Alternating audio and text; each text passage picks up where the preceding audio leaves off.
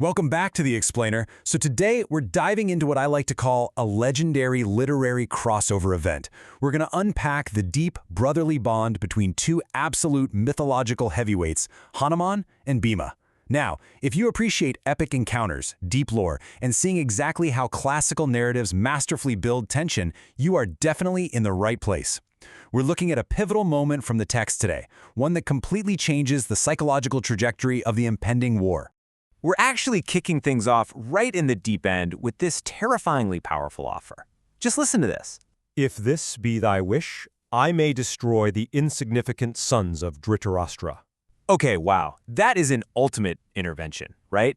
It sets the high-stakes dramatic tension for today's text right out of the gate. I mean, just imagine the sheer weight of this moment.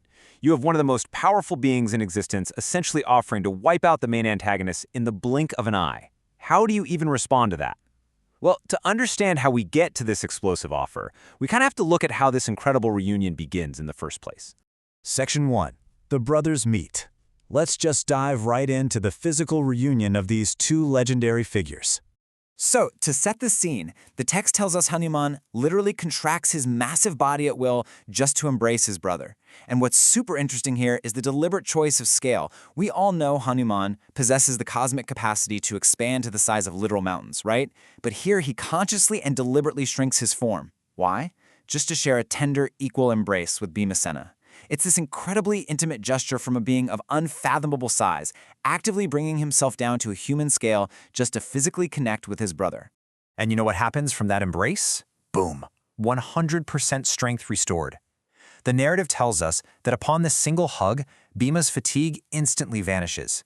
His physical power is so completely restored that he suddenly feels unequaled in strength. It's honestly like hitting a divine checkpoint in a grand adventure game. The sheer magical potency of Hanuman's physical touch just resets Bhima entirely. He doesn't just feel well-rested, he feels completely invincible. But then, the vibe masterfully shifts from this insane physical power to some really profound emotional depth. My eyes have been blessed by seeing thee. The text points out that Hanuman speaks these words with tears in his eyes and a choked utterance. He is just entirely overwhelmed by affection for his brother.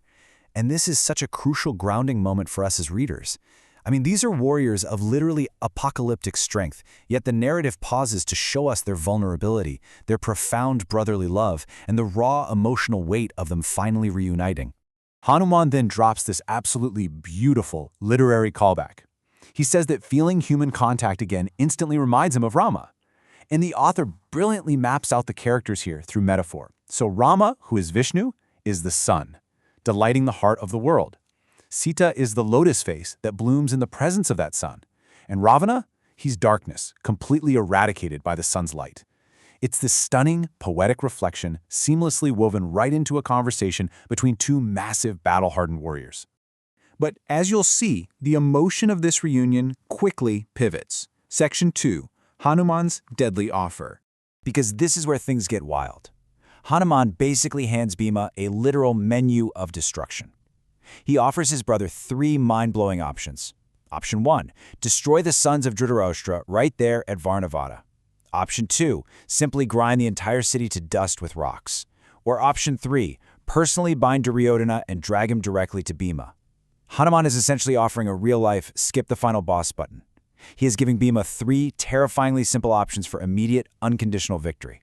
And just to hammer home how dead serious he is, even this will I immediately do, even this will I do today. Hanuman isn't just speaking in hypotheticals or casually boasting. The text really reinforces his overwhelming, unmatched capability here. He stresses that he could execute any of these world-breaking events instantly, like today. The entire conflict could end right here, right now, if Bhima just says the word.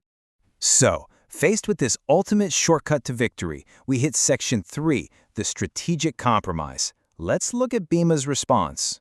I take all this as already performed by thee. I ask of thee this, be thou well pleased with me. It's perfectly calculated. With a cheerful heart, Bhima gracefully declines the direct intervention. He honorably states that he actually considers the deed already done simply by the offer being made. It's an incredibly respectful and honestly mature decision. He validates Hanuman's immense power, but he refuses to rely on it to fight his own battles. Building on that, Bhima confidently explains that just having Hanuman as their protector is a total guarantee that the Pandavas are going to conquer all their foes through their own prowess. He doesn't want Hanuman doing the heavy lifting for them, he just wants the assurance of his brother's blessing. And this is key because it preserves the agency of the Pandavas. They have to fight their own war, but they're going to do so knowing they are spiritually backed by a literally unstoppable force.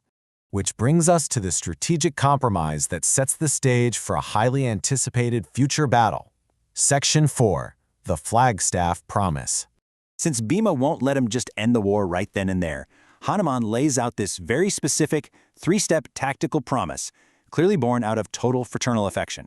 Step 1, he promises to dive headfirst into the heavily armed enemy army. Step 2, when Bhima shouts on the battlefield, Hanuman is going to add his own leonine roars to just magnify the terror. And Step 3, he will remain on the flagstaff of Arjuna's chariot to actively damp the enemy's energy. It's brilliant.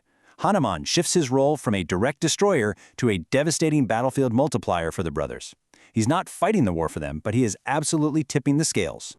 And then, just like that, the scene abruptly and dramatically concludes. Pointing the way, Hanuman vanishes at that spot. He gives Bhima directions, makes this cosmic promise of future aid, and just blinks out of existence. He leaves his massive promise just hanging in the air. The suddenness of his departure perfectly mirrors the suddenness of his immense world-altering power. Which leaves us perfectly positioned right on the edge of our seats with one massive final question.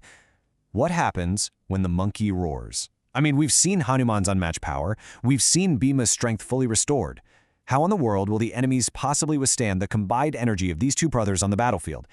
Keep that question in your back pocket as you reflect on this incredible piece of literature.